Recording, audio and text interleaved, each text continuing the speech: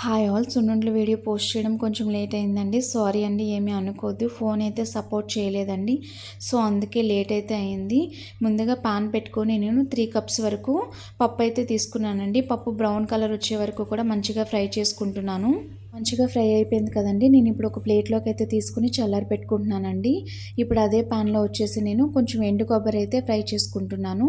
ఎండు కొబ్బరి అనేది ఆప్షనల్ అండి, నేను ఎక్స్ట్రా టేస్ట్ కోసం అయితే యాడ్ చేస్తున్నాను.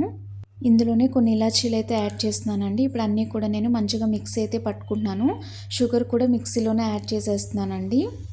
ఇప్పుడు అన్నీ కూడా మెత్తగా మిక్సీ పట్టుకోవాలండి. తర్వాత వచ్చేసి నేను స్టవ్ పై పాన్ పెట్టి నెయ్యి వేడి చేసుకుంటున్నానండి. కాచిన నెయ్యి అంతా కూడా కొంచెం కొంచెంగా వేస్తూ పిండంతా కూడా మిక్స్ అయ్యేలాగా కలుపుకుంటున్నానండి.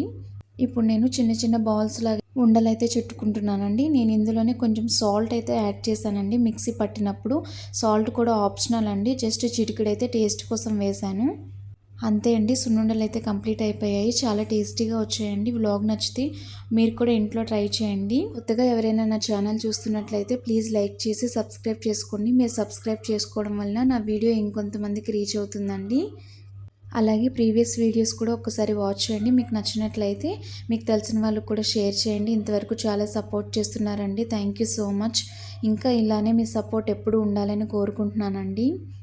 ఇంకా మంచి మంచి వీడియోస్ అయితే అప్లోడ్ చేయడానికి ట్రై చేస్తానండి. అలాగే లాంగ్ వీడియోస్ కూడా పోస్ట్ చేయడానికి ట్రై చేస్తాను. ఛానల్ సబ్స్క్రైబ్ చేసుకున్న ప్రతి ఒక్కరూ బెల్ ఐకాన్ అయితే క్లిక్ చేసుకోండి. అప్పుడే నేను పోస్ట్ చేసిన ప్రతి ఒక్క వీడియో మీ వరకు రీచ్ అవుతుంది.